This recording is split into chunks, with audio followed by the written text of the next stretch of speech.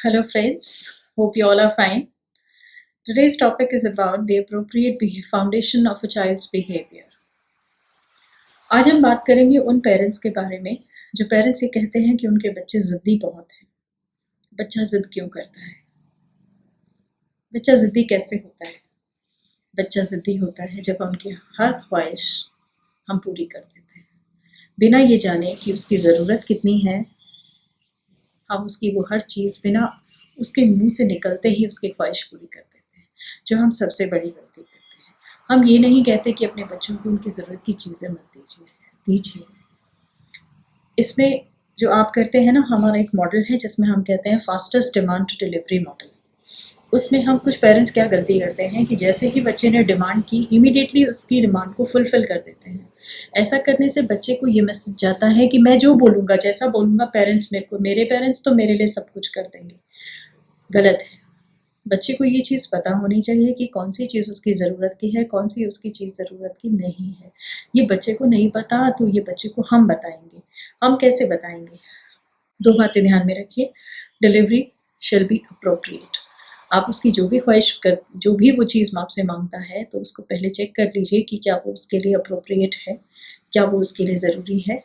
दूसरी, delivery shall not be immediate. उसके कहते ही ज़िद पूरी मत कीजिए। आप उस ज़िद को पूरा करने में टाइम ले सकते हैं। उसको कुछ टाइम पीरियड दे दीजिए, 10 दिन बाद, 15 दिन बाद करेंगे। या आप उसको टाइम मत बताइए, उसको कभी भी टाइम मत दे दीजिए, क्योंकि अगर आप टाइम दे देंगे तो उसकी एक्सपेक्टेशन उस टाइम की हो जाएगी।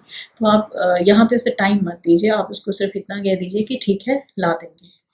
राइट? टॉडलर्स के केस में आप इस चीज़ का ध्यान रखिए कि आप बच्चों से उस वक्त जो भी प्रॉमिस करें, please fulfil your promise, because अगर आप उनकी प्रॉमिस फुलफिल नहीं करेंगे तो वहाँ ट्रस्ट बिल्टअप नहीं होगा। इसीलिए उनसे कोई भी प्रॉमिस करते वक्त बहुत सोच समझ के डिसीजन आप उनसे कुछ भी बात करें।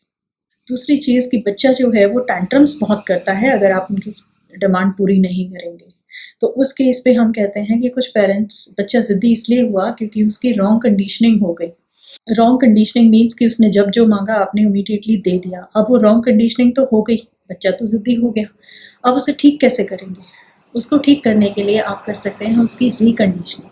रिकंडीशनिंग में हम कहते हैं कि इमीडिएटली बच्चा जब ज़िद करता है ना, तब तो उसकी कोई भी चीज़ आप पूरी मत कीजिए, वहीं रुक जाइए, इमीडिएट रुक जाइए। अगर आप ऐसा नहीं करेंगे तो आप अपने बच्चे को ज़िद्दी होने से नहीं बचा पाएंगे और आप कुछ कर भी नहीं पाएंगे।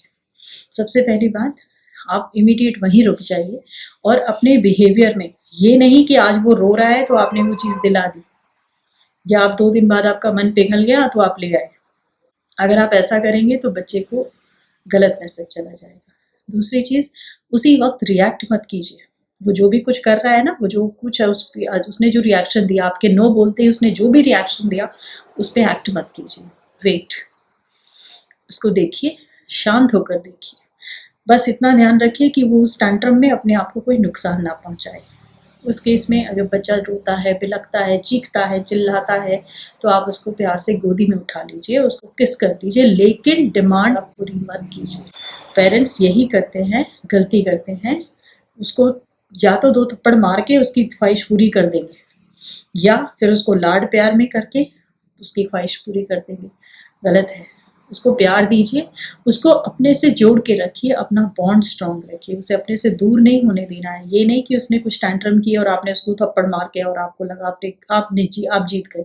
आप उस मोमेंट्री सिचुएशन में आप मोमेंट्री में तो जीत गए, लेकिन सच में आप नहीं जीते। वहाँ उस बच्चे ने आपके लिए जो रॉन्ग फीलिंग्स, उसके लिए जो गलत फीलिंग्स आपके लिए उसके मन में डेवलप हो गई, वो गलत चली जाएगी। तो याद रखिए, उस वक्त पर तो उसको किसी भी तरह का कोई भी गुस्सा आपका, क्योंकि आप 1 थप्पड़ मारेंगे वो और ज़्यादा करेगा, हाँ 2 मारेंगे वो और ज़्यादा करेगा। क्यों? क्योंकि उसको आदत हो गई है, वो ज़िद्दी हो चुका है। अब उसको मार से डर नहीं लगता। तो हमें क्या करना है? उसको प्यार से जीतना है। उसको और ज़्यादा प्यार कीजिए, उसको हग कर लीजिए, किस कर लीजिए, उसको बॉन्ड में ले आइए। उसको ये बताइए कि मैं हमेशा तेरे साथ हूँ, लेकिन गलत चीज़ नहीं मानूंगा। पेरेंट्स इस चीज़ का ध्यान में रखिए। एक और चीज़ मैं आपसे यहाँ पे शेयर करना चाहूँगी कि जब भी आप बच्चों के फेवर में कोई भी डिसीजन लेते हैं, तो एक चीज़ हमेशा याद रखिए, वो हमेशा आप सबकी सलाह से हो, पूरी फैमिली इन्वॉल्व हो बच्चों के बेनिफिशियल में। कोई भी डिसीजन अगर आप लेते हैं तो the whole family should participate in that. आप अकेले बच्चे को नहीं सुधार पाएंगे, you need support of the whole family, right. तो इसके लिए आप एक काम कर सकते हैं, मंथली आप एक 30 मिनट्स 15 मिनट्स एक मीटिंग डिसाइड कर लीजिए, जहां आप सभी फैमिली मेंबर्स बच्चे के बारे में डिस्कस कर सकते हैं, उसके बिहेवियर इश्यूज के बारे में डिस्कस कर सकते हैं, आप उसके लिए क्या स्ट्रैटेजीज बनाना चाहते हैं, जैसे बच्चों को घर में मोबाइल नहीं देना।